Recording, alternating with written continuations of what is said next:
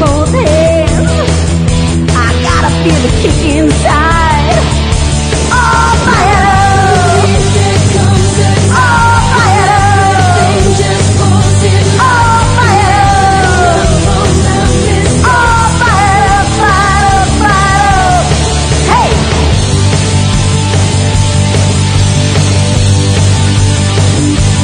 Ain't nobody living in a perfect world. Everybody's out there crying to be heard. But I got a new fire burning my heart, lighting up the darkness and moving like a meteorite. Oh, fire! Oh, fire! Oh, fire! Oh, fire, fire, fire. Now I believe there comes a time when everything just falls in line. We live and learn from our mistakes. The deepest cuts are healed by faith.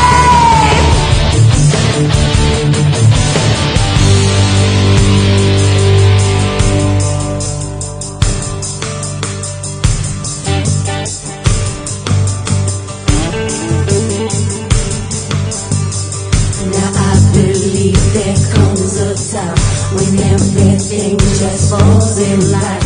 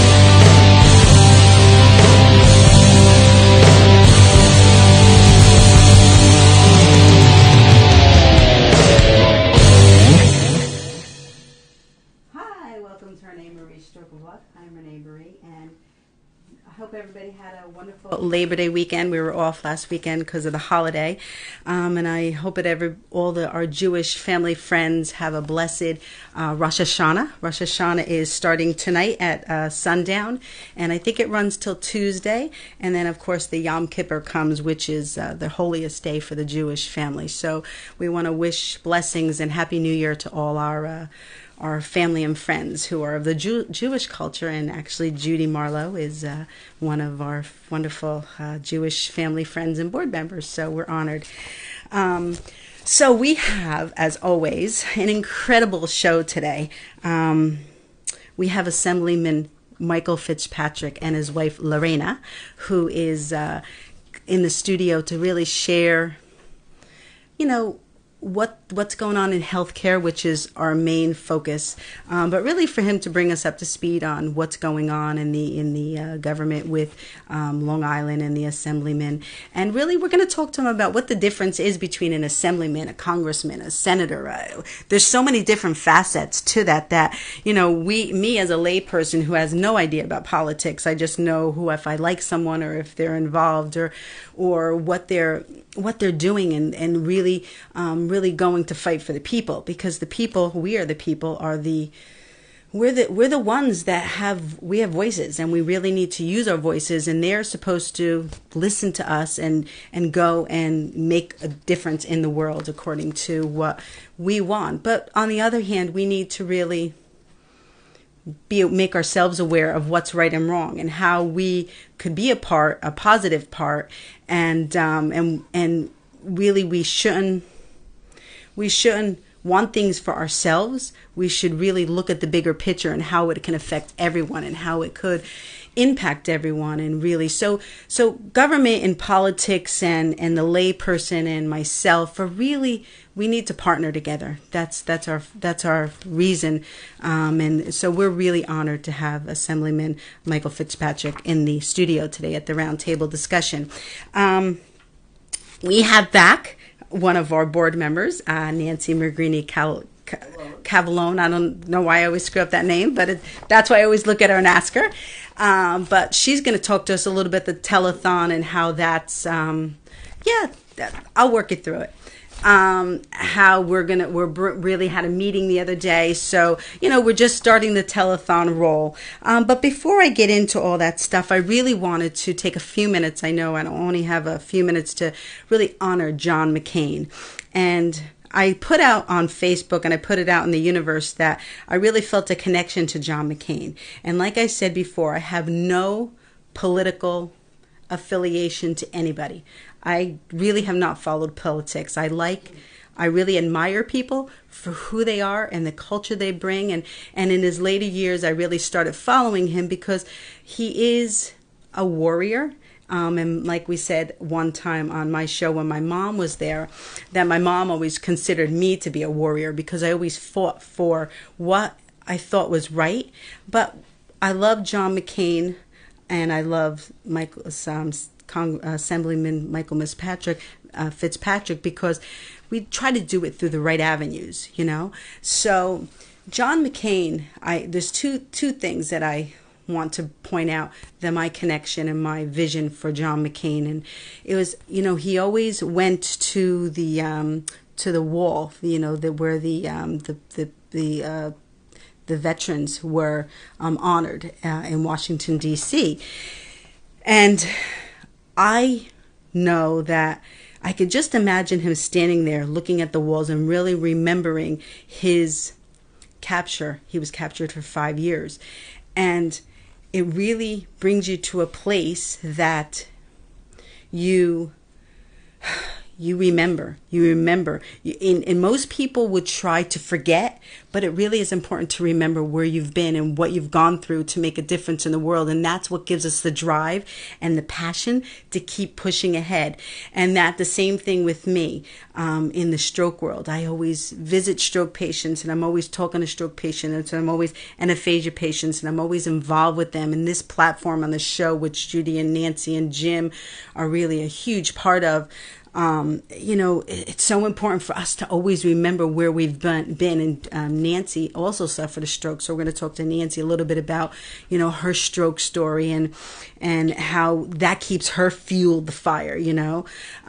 So it really is important to remember where you've been in your life. Yeah, you need to move forward. You need to forge ahead. That is so important in life. You can't get stuck. You can't get where you keep thinking about it. But it is important to remember and come up with a plan of action to move ahead. And that's why John McCain had such a fuel of fire to push ahead, because he remembered. And, and in my world, I always say that God always kept my arm a little bit off balance and immobile and whatever, so I'd always remember, because me, I'm like, I just kind of fly, so I got to remember where I've been. So this is kind of a little reminder to me all the time that you got to remember, Renee, there's bigger things out there. You have to work for me. So I'm sure that John McCain had a little bit of that with his arms that he couldn't raise as well. And then Megan, his daughter, her name was Megan, right? Megan McCain, she was talking about him at the eulogy, and one of the things she stated was, I'm going to say it correctly, John McCain was defined by love, and that is so important in our lives. that is one of the things that I will go to bat until the day I pass or pass on, that love is the most important key to recovery. The most important key. Everything should be in the backdrop, because you have to love someone through it. You have to feel that love. And people who have suffered or experienced or are challenged with any disease can feel the animosity and the struggles that their families around them are going. So you have to be surrounded with love to be able to recover.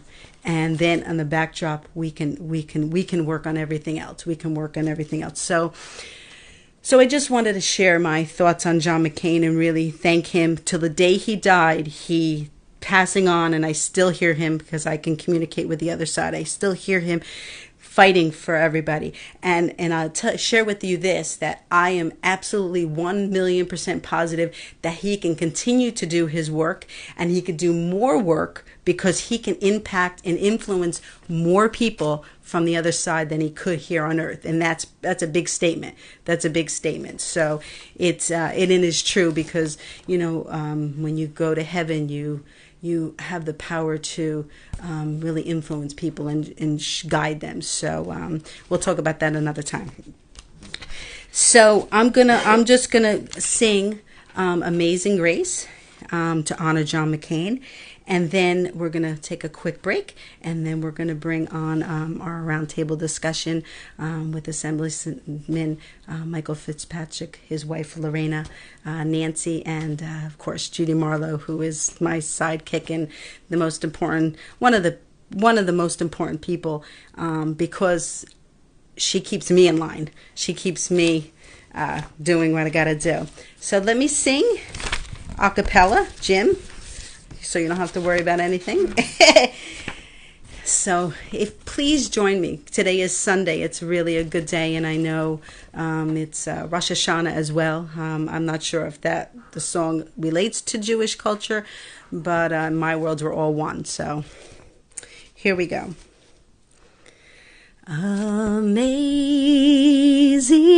grace, how sweet the sound that saved a wretch like me. I once was lost, but now am found, was blind, but now I see. 'Twas grace that taught my heart to fear, and grace my fears relieved. How precious did that grace appear the hour I first believed. Join me. Amazing grace, how sweet the sound that saved a wretch like me. I once was lost, but now am found, was blind, but now I see.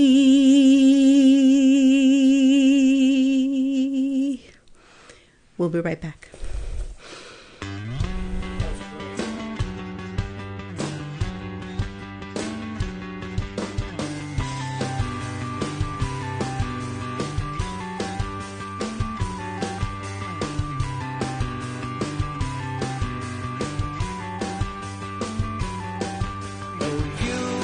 Got me good in a hope that I just can't diffuse, but I know the tricks up your sleeve. 'Cause you and I used to sing just to pass by the time, and I can't let go without a partial thought to where our song may flow. Some ring away, but the echo of yours seems to stay. And lately when I listen close, what I hear may be fake. See you be real now, and I'll be honest, that what we've got here is truly harmonic. And I can search, search, search just to hear the same sound play. But why would I when you're standing here right in front of me? Truly harmonic.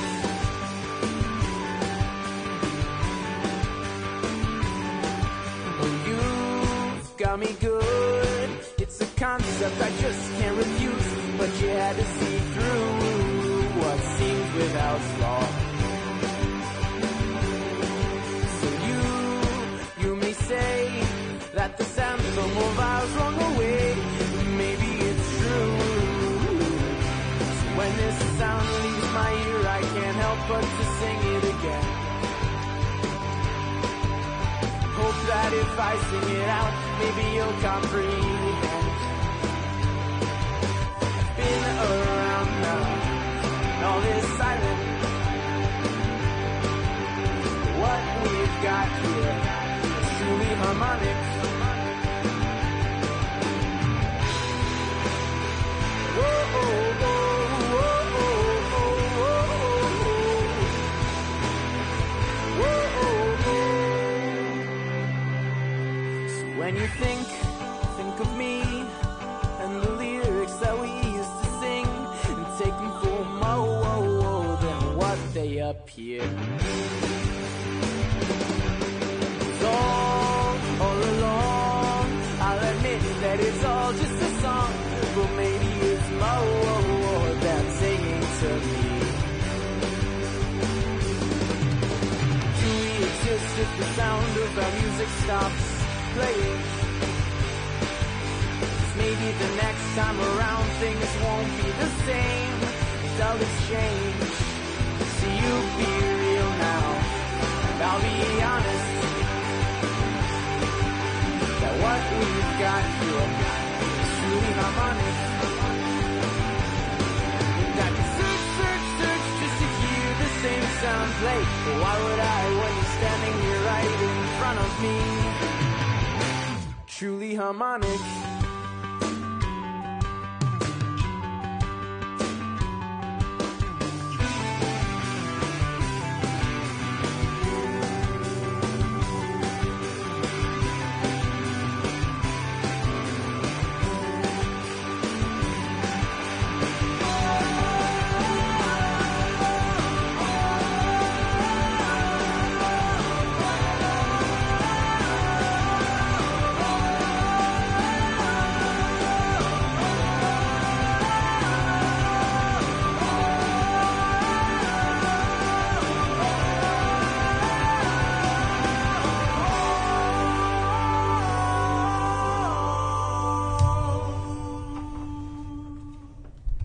Are we ready, Jim? Here we go. Okay, welcome back to the wonderful show, Stroke of Luck. We really am so honored and privileged to have this platform because we touch the world, and that is really a remarkable thing to realize and to be aware of. And so we want to thank everybody for joining us today, and really to all that will watch this show and really get so much out of it. And this is really an important show. Judy connected us to Assemblyman Michael Fitzpatrick, and Judy connects us to a lot of people. And he really is a wonderful individual and really heartfelt, and his wife Lorana. But let me introduce my co-host here to my right-hand side. Hi, Judy. Hi, Renee. How are you? Good. It's nice to see you. Thank you so much for everything that you do. And then we have our board member, Nancy Magrini Cavallone. Oh, my gosh. You know what? I'm going to call you Nancy. Don't worry about it. Good morning. Good morning. And could they see Mr. Fitzpatrick and Lorana? So, good morning. How are both of you? Great, Renee. Thank you. Thank you so much. Oh, great to be here. Thank you. Thank you for the opportunity. It's been about 2 years. I think so, It's yes. been a good 2 years that you've been yeah. on our show, and so we're honored to welcome you back. Thank you. Before we get to that, Judy, today's Rosh Hashanah. Am I correct? Tonight. Tonight. Okay. Yes. You want to give your blessings to your our Jewish family. I just want to wish everybody good health and peace and love. Yeah. It's remarkable. I love the Jewish culture. When I worked at Wanakee Reserve, 50% of the homeowners were of the Jewish culture, and that really educated me, and really I honor it. And they actually, we're a family. They're a family. So, and Nancy, you had something about Tuesday. Yes, as we all know, I get very emotional. Tuesday is 9/11. And I just want to honor all the men and women, the military, all the responders for everything that they've done and what they've done for our country.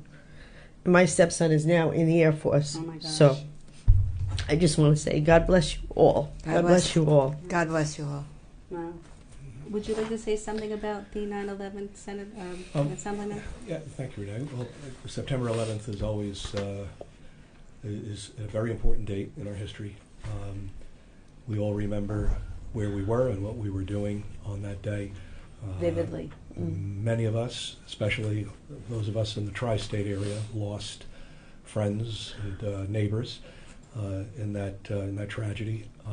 To this day, every time when I drive to Albany and I cross the bridge, and you look at Lower Manhattan, and for many years there was nothing, and I was very angry. You could not help but feel angry at what had happened on that day. And now we have a beautiful structure in its place. But every September 11th, we gather at ceremonies to recognize those who we tragically lost that day, those who we continue to lose today. In our town, my town, in Smithtown in Wisconsin, we have it was the first one in the country, the 9/11 Responders Park. Wow. Yes, it's on the beautiful. 15th. It is. It's beautiful. And that park is dedicated to all the responders who unfortunately are losing their lives to cancers related to that day. Oh, wow. And there will be an additional, I believe, over 100 names added to the wall in Wisconsin this coming Saturday on the 15th. Oh my gosh. So I've lost a couple of friends to the cancers related to that event, and it's very unfortunate.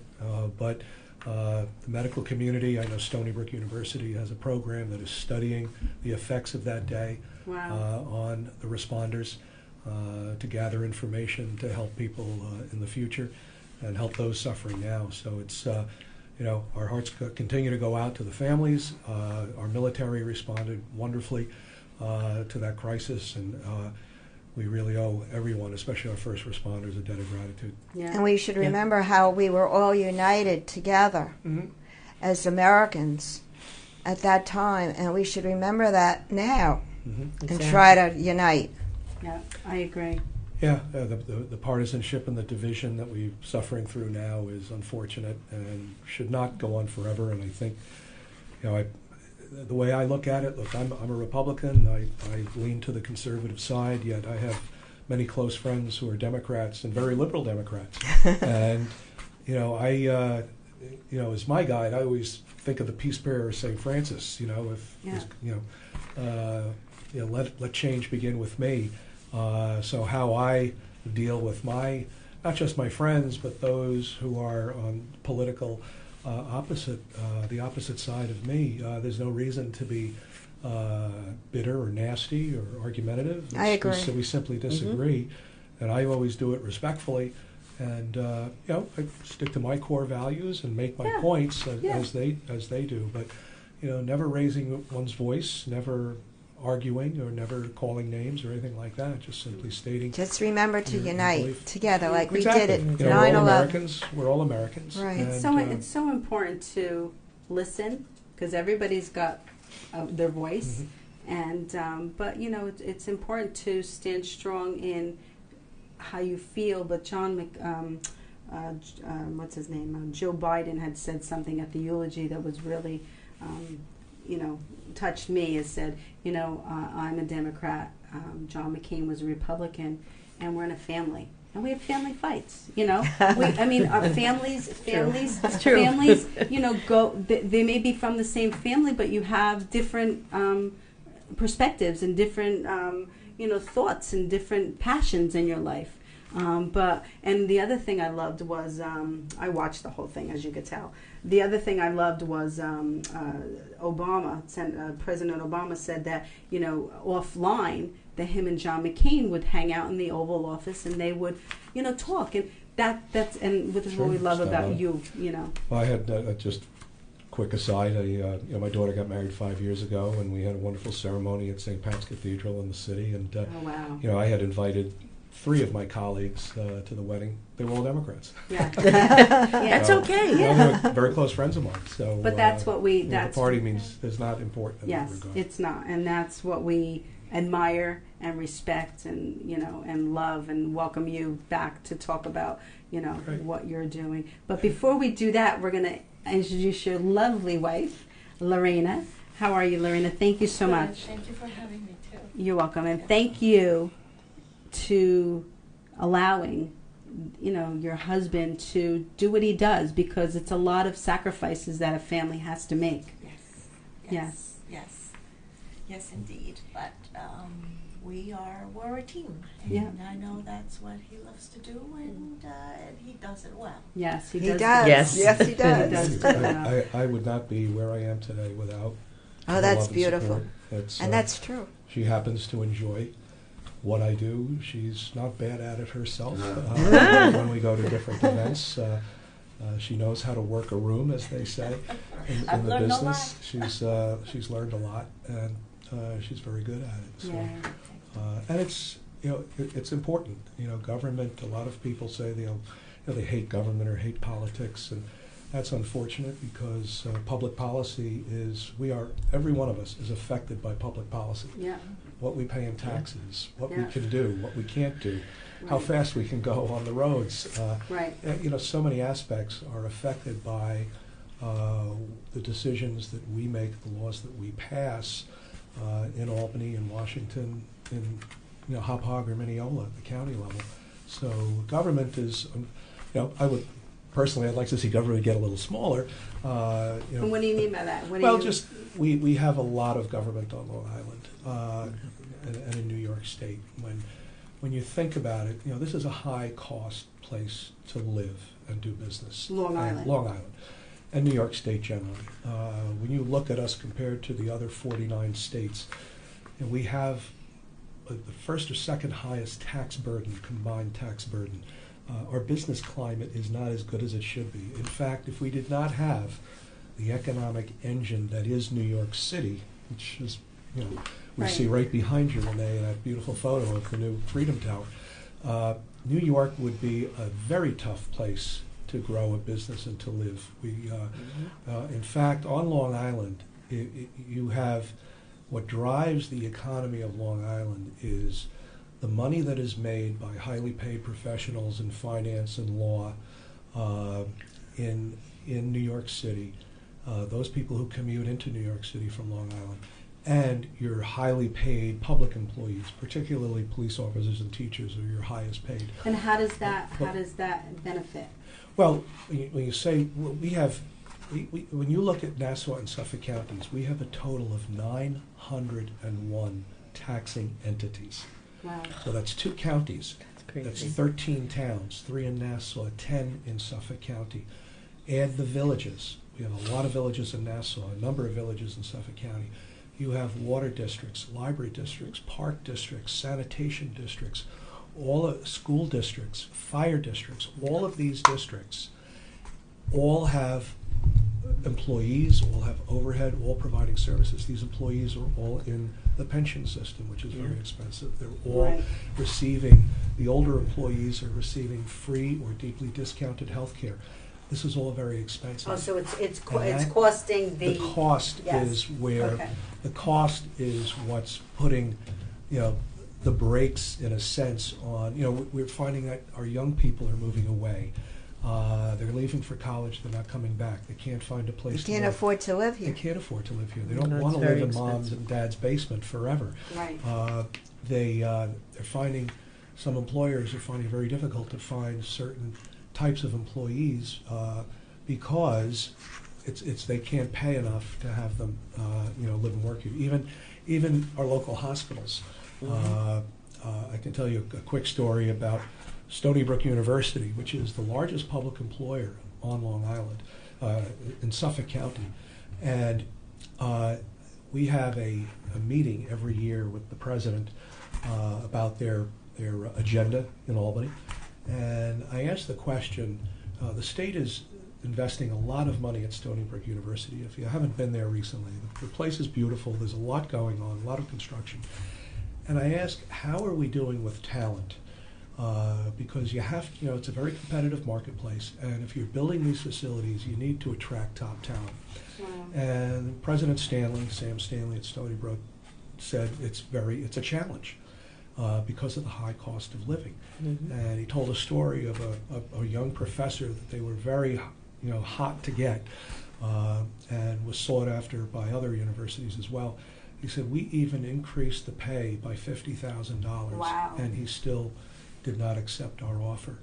And then a second story, very briefly, I was at a dinner for the Staller Center for the Arts at Stony Brook, and I was at the table, and they split us all up. So we're, even split, husbands and wives up. So we were all at different tables. Right, so you could communicate and have different conversations with Good people. networking. Yeah. Good networking. Yes. A networking opportunity. But I was seated with the director of development and one of the deans of the medical school. And I posed the question to them. I said, with everything that we're investing here, how are we doing in attracting talent? And the gentleman from the medical school said, so I'm glad you asked that question. Let me tell you a story.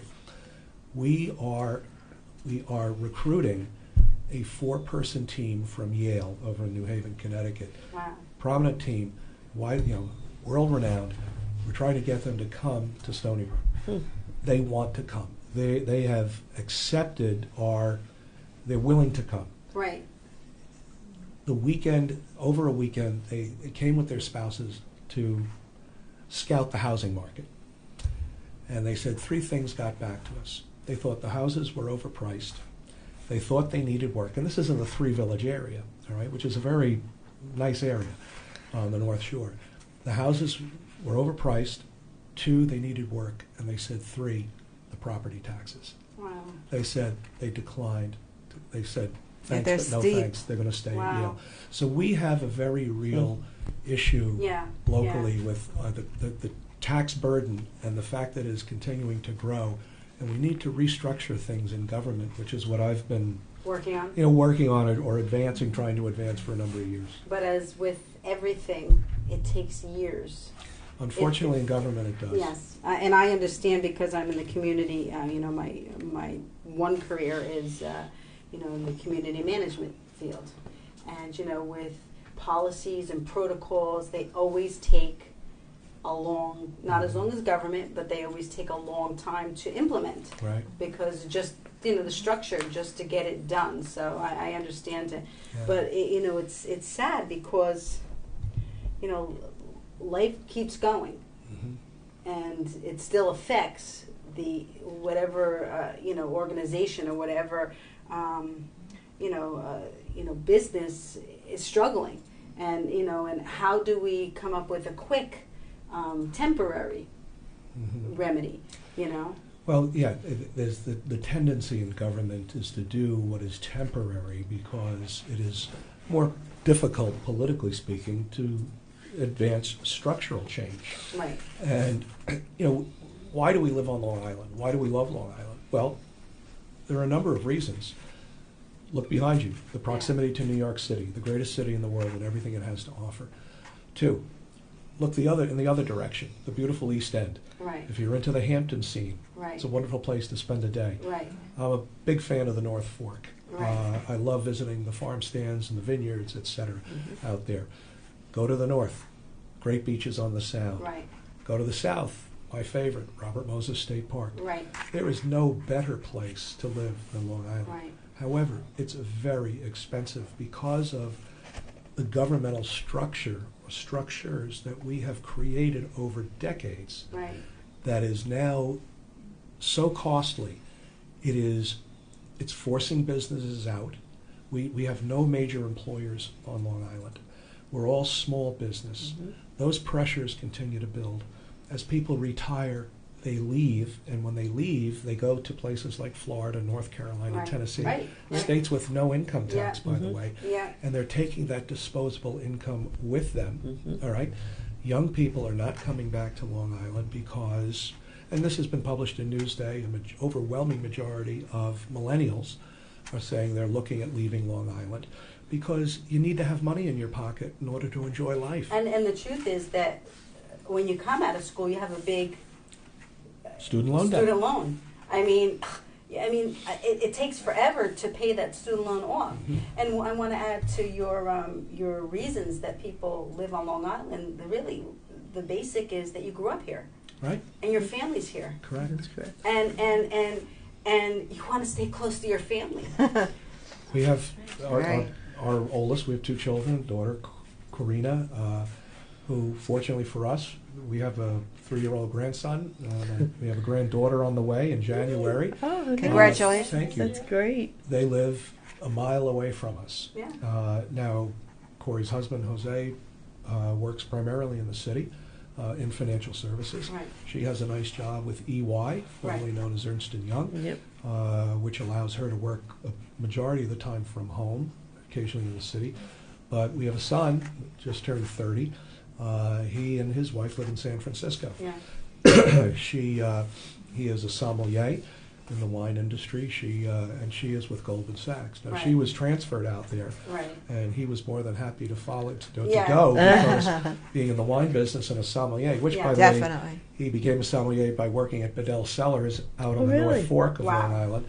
Spent about 8 years in the wine business there, and the opportunity to work in or near Napa Valley was very appealing to him. But Wow. if they stay out there, these are opportunities that he didn't have here in New York. But if they're in California, it's going to be a little more difficult to visit our many Wow. grandchildren out there. But it's just we just have a very high cost of living, and there are things we can do to change that. But again, they're very hard to do politically. That's for the healthy person. Now let's talk about somebody who Right. has been affected by a stroke, Right. and they still have to pay their mortgage, and they still have to pay their taxes, and they still have to pay their PSE&G, and they still have to pay everything, and they just suffered a stroke, and the family around them is trying to figure out what to do. They're fearful because they, this is new. People are not so realistic on strokes that it happens to anyone. At any age, At any even to an unborn baby. Yeah, Right. Nancy, how old were you with your stroke? I was 48 when I had my 48. stroke. I was 26. So, that's why we do this. But how do we? My mom is a stroke victim. Wow. Six years ago, had a hemorrhagic stroke. Wow. Ooh. And my sister, who lives in the Albany area, wanted Mom to be closer to her because she was able to spend more time with her. My brother and I down here spend time with her, but we wouldn't be able to give as much time as Right. my sister Right. could. Right. So she lives in assisted living up in the Albany area. Right. And doing well. If you were to meet her, you'd say, just a wonderful That's recovery. good. Right. Those who know her, we know she's not quite what she used Right. to be. Right. But she But at least still she's here. Home. She's She's feeling not in a well, hospital or But rehab. she's not. I'd say she's 95% of Yeah. what That's she great. used to be. Yeah. Yeah. And the truth is, her brain's been affected. She had a brain trauma. Mhm. And that's what people don't realize. You say that 5%, and you could tell that she's a little bit off because Yeah. she's not the same as she used to be. you know. And what's really interesting about her type of stroke, hemorrhagic versus ischemic, Right. she was a very heavy smoker, almost a chain smoker. My father had a nickname for my mom. He called her the Eternal Flame. And after the stroke, no She never cigarettes. smoked. Never hasn't smoked in 6 years. She shouldn't. No, I know, exactly. And she's a nurse, too. She's an RN. Oh, you there you think. go. But back in the day, Yeah, it's true. everybody did it. Right. She started at age 15, like everybody else did. She enjoyed her cocktails. She liked her, vodka tonics. She hasn't had a drop of vodka, Wow. a cocktail since the stroke. Even coffee. She stopped drinking coffee. Wow. So whatever happened In the brain. in here, Yeah. if you call it a silver lining, I guess that's the silver lining of what happened. But because it's a thank God that she realized that through this challenge and experience she had in her life, she realized that she needed to change what she was doing, because sometimes people don't do that and they go right back to it and they wonder why they're still not being Right. Renee, Yeah. I'm not sure it was a decision she made consciously. I think whatever happened during the stroke just took away that urge and Wow. that desire. Wow. That's what we believe Wow. happened. Wow. So- Strokes, I don't have to tell you, that strokes is the #1 cause of disability in the country. And what can we do to help people that have stroke? What is going on in the government for health care? We're about to enter a very interesting period beginning next year. We are in an election year, and it's an even year, so the state and federal offices are up for election. So every member of Congress in the House of Representatives is up for election, re-election this year. 1/3 of the Senate is up this year as well. At the state level, every member of the state Senate and state Assembly is up for election, re-election. So given the climate we are in, the political climate we're in, with the division, with the animosity, one of the big issues is this issue of single-payer health care. And what type of health care? Single-payer health care, what is that? Basically socialized medicine. This is a government takeover of the healthcare system. Healthcare, the entire healthcare industry is roughly 17 to 18% of the U.S. economy. It's a tremendous economic driver. The largest private employer on Long Island is Northwell Health. Mm-hmm. And the healthcare industry is almost quasi-government now with Medicare, Medicaid, et cetera, and the tremendous amount of regulation over the healthcare industry. So there is a debate that is occurring now and will get very intense over the next couple of months and into next year. Some candidates, they tend to be those on the left or on the Democratic side. You don't hear this on the Republican side, but they want to have single-payer government control of health care. Now, I'm not a fan of that. I don't think that's a good thing. I think when you look at examples of nationalized health care like Britain, like Canada, Ireland, you look at the polls, people are not necessarily happy. Health care is not free. And when you make something quote-unquote free, it gets very expensive. And what is driving healthcare costs, we don't have a pure or a rational market when it comes to healthcare in this country. Because you have the Veterans Administration, which is for our veterans, but that's socialized medicine, that's government healthcare. Right. And you have some people who are not happy with the quality of care. We have issues in some of our VA hospitals and VA administration. And I have 2 friends that are vets and have gone, and you're right. It's actually 3 people that I'm aware of that I've dealt with in my life that and one person had to, was really struggling and really going. Right. Fighting with them and crying to them, and she was not getting any help. And it wasn't until a senator came to speak that was connected with him, and he made a difference for her. Right. So you have the VA, you have Medicare. When you hit the age of 65, that is government health care. that doesn't cover all expenses. And there's, not all doctors like to take Medicare. Then you have Medicaid, which is for the poor and indigent.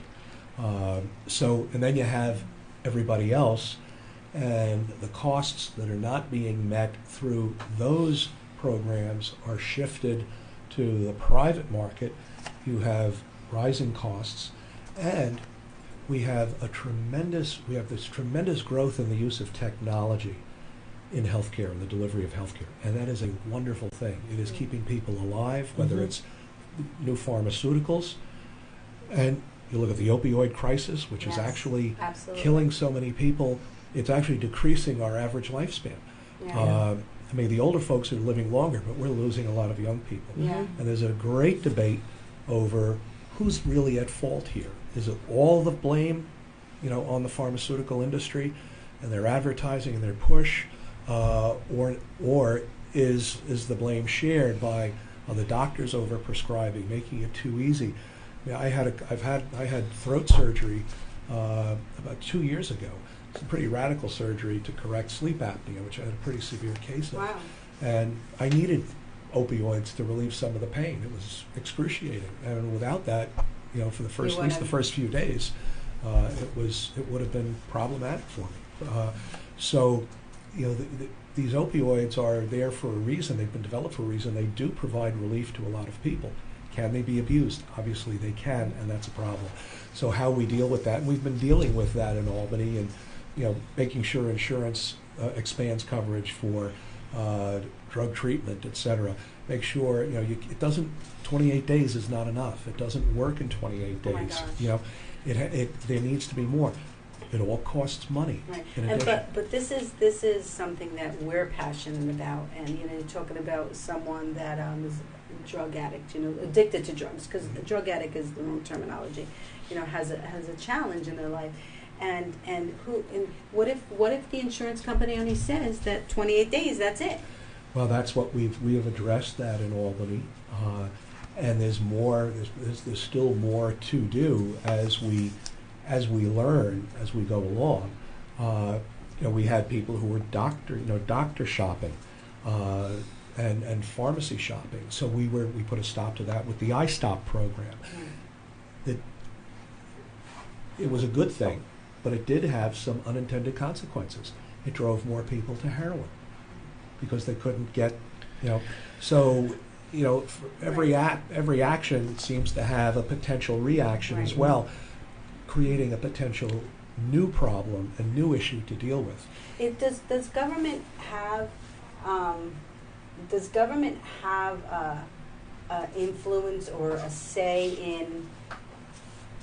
in healthcare, where, like, we're talking about the people that are addicted, but how about a stroke patient? Does the government have the right to tell the insurance company, yes, 15 sessions at the rehab is not going to be sufficient? Don't you think each case is unique, and to the person that they should be able to work with the doctors to get what they need for recovery? Each case, of course, is unique, because every human being is unique. There are, and then by the same token, one solution does not solve all the problems. So you have to provide flexibility in the law, flexibility in the regulations, but by the same token, you have to be able to measure results. You have to also, you need a buy-in from the patient themselves. I have a case that I was working on in my office where, there's a young man who's been addicted to painkillers since a work accident, and the courts actually mandated that he reduce the amount of opiates that he's able to use, and yet he's using his own savings to go out and buy that on the open market. So there's a patient who's not willing to help himself, and may end up dead down the road because of what he's doing to himself, but he's unwilling to follow doctor's orders to wean himself off this, and Right. that's a problem. He will end up in the ER Yeah. someday, perhaps because he's Or maybe have a stroke. or have a stroke. Or have, like something will Renee, take the power out of his hands. I guess one of the points I want to make here is that as we have this very vigorous debate on the future of healthcare and how it's to be paid for, how it is going to be financed, what level of premium taxation are we going to accept, and stroke victims will be one piece of that puzzle. Good. People who are addicted will be another piece. Cancer patients will be another. Kidney patients will be another. Everybody who has every medical issue now becomes, especially if, and this is what worries me most about, single payer, because once you go with single payer, you have also politicized health care. And if you want to see how that works, go to Britain, because you don't read much about that here, but I Right. follow this. And when the National Health Service has to reduce its budget, because it doesn't, you have an unlimited number of wants. Everyone will want the best care and will want the most number of visits without regard to cost. And because we are not paying for any of that, I may pay a $20 copay. Right. That's nothing. We don't feel that. Someone else is paying the bill. Right. And who is it? It's an insurance company. Well, it may become the government if single payer becomes a reality. What But can what- we do to Well- work together with the government Well, to get people who have had strokes that need longer recovery Well, this to is- get this recovery? In an ideal situation, Judy, you would base it on merit, in a sense. It's like when you go to the emergency room. Right. If I have a broken finger, I get How put to the severe back is of the it? line Right. because a stroke victim just got wheeled in, and they need it attention immediately. stat. Yep. Yep. However, that when you go to a nationalized system where you've now the stroke victims now are an interest group. Kidney patients now become an interest group. Everyone is now an interest group. And unfortunately in politics, it's not always merit, it's the squeaky wheel that gets the most organized group who has the most political muscle. So And how do we know become the in squeaky healthcare- wheel? We to know get- in healthcare, we saw the power, for example, when the HIV crisis came in. Yeah. Or breast cancer, okay? The power of women as an interest group. Right. Now, there were men who said, hey, what about men? We have prostate cancer, it's every bit, but we're not as vocal or as loud or as organized That's kept very quiet. as the breast. Exactly. But So that strokes- is the caution when we go, if we go to a nationalized system of healthcare, the most powerful victim groups are going to be those who will probably get potentially Need the to get most more. resources, and those who have a more severe need or a greater need may not get as much. It's sad. That's the risk. It's sad because, like I keep saying, and I will say this until we are not, we're the number one cause of disability. So it's almost like we're being shattered. Our lives are being shattered. And it's being the number ignored. one. Yeah. It's not being ignored, but because after you have a stroke, you kind of like stabilize. So it's not so pressing anymore. Right. But the recovery is forever. Correct. The recovery's forever. It's horrendous. It'll the never. But because of your limitations, you're not 100%. No. Okay? Yeah, one of us. No. And if you're paralyzed on one side and you're having trouble walking and they won't give you the rehab that you really need, it's really sad. Because they turn it think off. that you're good enough. You know what I'm saying? I mean, to me, that's where we've lived it, and we have such a passion for it. And I know we only have a few more minutes. Is Pamela out there, Jim? She's on her way. Okay. How many minutes is she away? Okay. I just don't want to disrespect Pamela.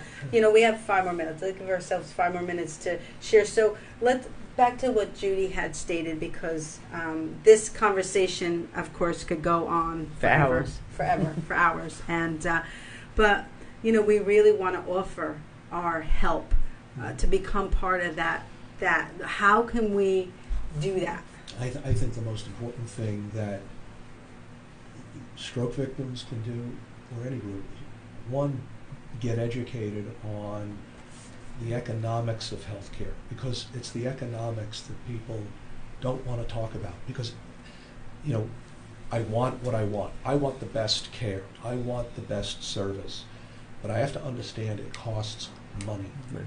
And depending on how we finance it, look, I'm not a fan of nationalized healthcare because I don't think the government running healthcare is not efficient. It will not give good service. Service will decline.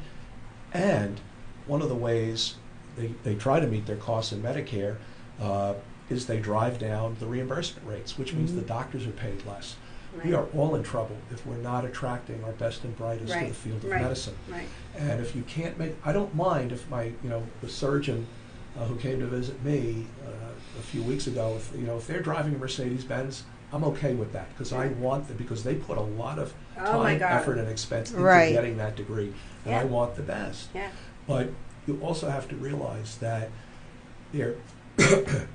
everything costs money, and you can't break the bank or bankrupt the country to pay for all this. You're going to have to, the R word, ration. And that's what government health care will do. And that is done in a very interesting way. If you go to Britain, there was a very good book, an economics book by a gentleman named Tim Harford, Harford, called The Undercover Economist. And because he's a Brit, his chapter on healthcare I thought was very interesting, because these are the decisions you'll have to make. Now, we remember the controversy over the use of death panels. Well, they have one in Britain too. It's called the NICE, the National Institute for Clinical Evaluation. And he uses the example of how they handled macular degeneration, common in older folks. Now, they determine what therapy will be covered and to what extent. And the way they determine that is by using a measurement called the QALY. That stands for the Quality Assured Life Years. And macular degeneration affects both eyes. And they found out that if you treat one eye or both eyes, there's no discernible difference in the QALY. So guess what? The National Health Service covers only one eye. Wow. Now, that's not going to go over well in this country. But those are the type of rationing decisions that must be made and will be made here as well. And it's also very interesting here, and I know I'm not going off on a tangent when I bring this up because this is also going to be part of the discussion. Physician-assisted suicide is going to be on the front burner in the near future. Now, there are two groups that are very opposed to that concept. One is the disabled, and two are the elderly. Yeah. And I think that this lurch toward nationalized health care and the advancement of physician-assisted suicide, it's called other names as well, but the reality is it's physician-assisted suicide, they're both very similar in that they're both designed to lower costs. Because what they will do is they will say, as you get older and your economic value, all right, becomes less and less, they will say, look, you're going to have an end-of-life discussion. We will cover these certain therapies that are much cheaper, but they're not going to cover for, say, an 85 or a 90-year-old another type of therapy that is going to be very costly. Because what we know today is that Can the person pay it themselves? Or if they want to pay it themselves, they can do that. But most people won't be able to. But if you want that covered, they're not going to cover this therapy, but they will invite you to have a discussion about other end-of-life options. That's where we're headed here.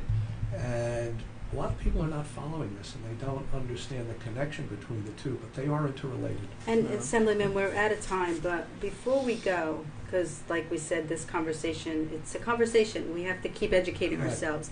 And I have a lot of thoughts on it, and I'll go on it next week. But where could they follow and educate themselves on this type of information? Well, there are obviously you read the newspaper every day. However, there are some think tanks out there on both the right and the left who are offering different perspectives on healthcare. The Empire Center for Public Policy is one, a free market, more conservative leaning think tank. In New York State, we have the Fiscal Policy Institute, which is the left-leaning think tank. Those are the two I would go to first. In New York State, they're very active in Albany, and there's a very good debate, discussion between those two. People have to make their own decisions as to what they think is right. I personally am not a fan of government control of healthcare because I think quality will suffer, cost will go up. You must have market mechanisms to make sure the competition is what brings prices down. And there are ways to do this in spite of the fact that we have butchered the system. We don't have a real true free market in healthcare. It's a very regulated market at multiple levels, but there are market-oriented solutions that will bring the price down, bring costs down. For example, allow, insurance is regulated by 50 individual states. There should be a national market, not a state market. I know. I don't mean to cut you off, but I don't want to disrespect Pamela. We could spend hours on this. Yes, I know. So, we would like to invite you back to continue this conversation because it really is important just to keep talking about it and keep it in so people, think in another fashion. Well, it needs to be fresh in their minds at all times to realize that people like you and I, hey, we need help. We're willing to help ourselves. I would tell people, understand the economics of healthcare because nothing is for free. Everything costs money. And we have to make value judgments as to how much we are willing to spend as a society to maintain good health, but also we need money in our own pockets to do the other things we want to do as well. And how do we change the system to bring costs down, make it attractive for young people, for our best and brightest to go into medicine because we need that, and be able to support an economy that gives us a quality of life we all want and deserve. Thank you. Thank you. Thank you so much. Thank you, Lorena, for coming. And even though we didn't have the opportunity to talk to you, just the fact that you're here together with your husband and really supporting him really shows us that you're both in this together to really help, Long Island, but really help, the government to make a difference, So thank you so much. We really appreciate it. Nancy, Judy, thank you. Thank you. We didn't have much to talk about today because we were listening to Assemblyman really share with us what he came to share with us. So we're going to go because I know we're a little bit late. I'll follow up next week on my thoughts. Next week we're having the Here I Am, Lord. It's incredible. It's Here I Am concert. In concert, and it's really to just show people that we love. We love people. So let's blow our kisses. Ready, set? Bye, everyone. Thank you.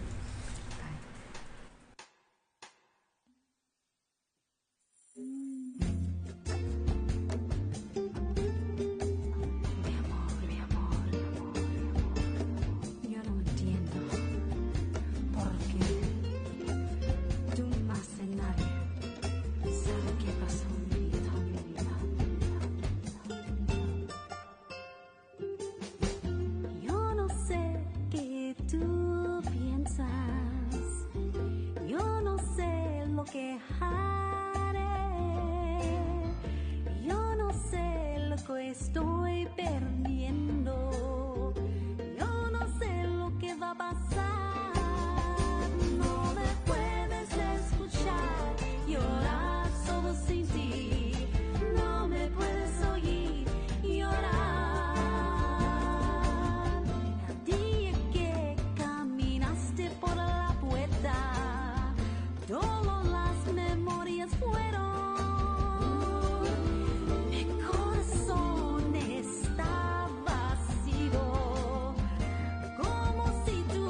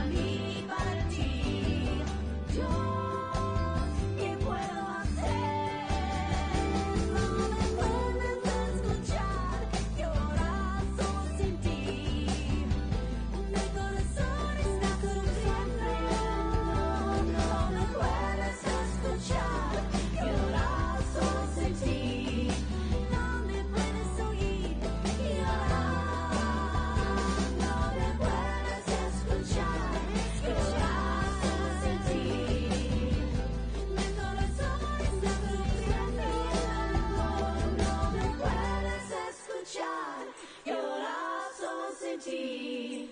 No me puedes oír, no me puedes escuchar.